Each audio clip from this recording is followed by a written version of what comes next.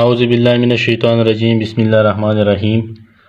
نن به موږ کالکولیټ کوو آیډیل باډي ویټ. آیډیل باډي ویټ چې کوم دی د کالکولیشن څنګه کیږي او د دې پرپس څه دی، ولې موږ د آیډیل باډي ویټ کالکولیشن کوو. اولنی پرپس خو دا دی چې یو کس ته چې کوم دی یو پراپر میډیکیشن کوم جو ته پرسکرایب شوي د آیډیل باډي ویټ چې موږ معلوم کړو، نو پراپر میډیکیشن چې کوم دی دغه په تھرو موږ شو ورکولی پیشنټ ته چې څومره ډوز دی ته پکار دی.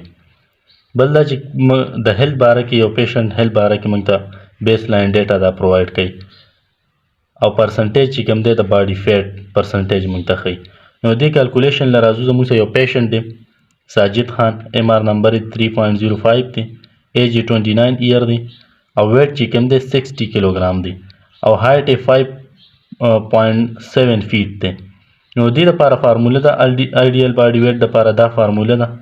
په دې کې دا چې کوم دی سټنډرډ دی دا به نه چینج کېږي او هایټ چې کوم دی دا به موږ په انچ کې الو او د دې نه چې کوم ویټ دی دا به دې ماینس کوو. نو اوس دا راځو دا کوم ویلیو چې موږ له راکړي دا فارموله کې فوټ کوو. نو 50 پلس 2.3 چې کوم دی دا آیډیل دی، دا به نه چینج کېږي. اوس دا چې موږ کله انچ ته بدلو نو 1 فیټ چې کوم دی 1 فیټ دا د 12 انچ برابر دی 12 انچ. نو 5.7 فیټ به د 100 انچ برابر شي. دې له په 12 کې ضرب ورکړو نو دې نه به راشي 68.4 د دې انچ برابر دی.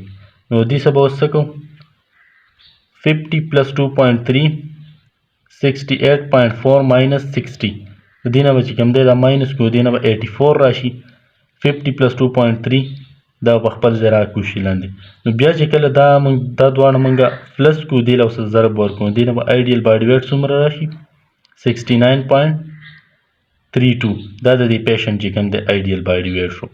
په دې سټیپ باندې تاسو ځان پوه کړئ چې په دې کې دا ویلیو سټنډرډ ده په دې فارموله کې. هایټ چې کوم دی دا په انچ کې موږ الو د دې نه چې کوم ویټ دی دا به دې موږ ماینس کوو. اوس د بل پیشنټ به چې کوم دی شارټلی معلومو د دې د هایټ څه زموږ کار دی د ویټ څه. نو 5.9 فیټ چې کوم دی د هایټ دی 78 کیلوګرام چې کوم دی ویټ دی. نو 50 پلس 2.3 دا چې کوم دی سټنډرډ دی 70.8 چې کوم دی کله دا موږ فیټ ته بدل کړو مطلب دا شو چې 1 فیټ د 12 انچ برابر دی 12 انچز.